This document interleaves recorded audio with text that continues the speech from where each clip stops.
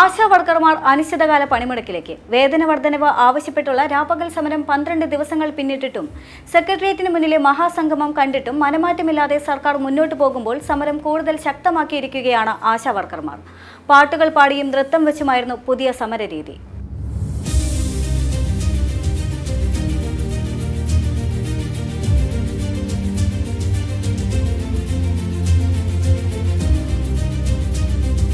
Honorarium വർദ്ധിപ്പിക്കുക, വിരമിക്കൽ ആനുകൂല്യം നൽകുക തുടങ്ങിയ ആവശ്യങ്ങൾ ഉന്നയിച്ചാണ് സമരം.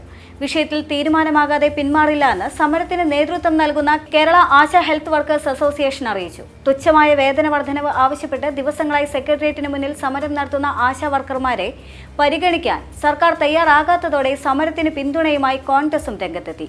ആശാ വർക്കർമാരുടെ സമരം ജീവിക്കാനുള്ള സമരമാർഗമാണ് എന്നും മുഖ്യമന്ത്രി ഇടപെട്ട് പ്രശ്നപരിഹാരത്തിനുള്ള നടപടികൾ സ്വീകരിക്കണമെന്നും ചെന്നിത്തല പറഞ്ഞു.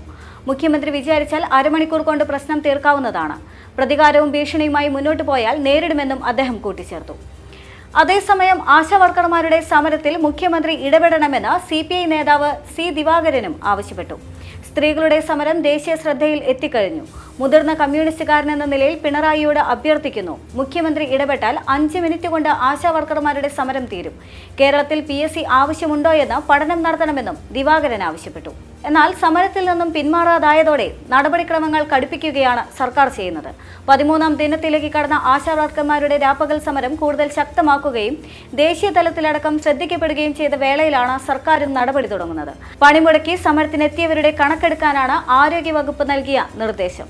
കഴിഞ്ഞ ദിവസം മുതൽ DMOമാരുടെ നേതൃത്വത്തിൽ ജില്ലകളിൽ ഗൂഗിൾ ഫോം വഴി കണക്കെടുപ്പ് തുടങ്ങി. എന്നാൽ സർക്കാരിന്റെ ഭീഷണികളുടെ തുടർച്ചയാണിതെന്നും കണക്കെടുത്ത് ഭീഷണിപ്പെടുത്തിയാലും സമരത്തിൽ നിന്ന് പിന്നോട്ടില്ല എന്നും സമരസമിതി നേതാക്കൾ പറഞ്ഞു. സെക്രട്ടേറിയറ്റിന് മുന്നിൽ ആശാ വർക്കർമാർ നടത്തുന്ന സമരം 2 ആഴ്ചയായിട്ടും വീണ്ടും ചർച്ചയ്ക്ക് വിളിക്കുന്നതിൽ സർക്കാർ ഇതുവരെ തീരുമാനമെടുത്തിട്ടില്ല.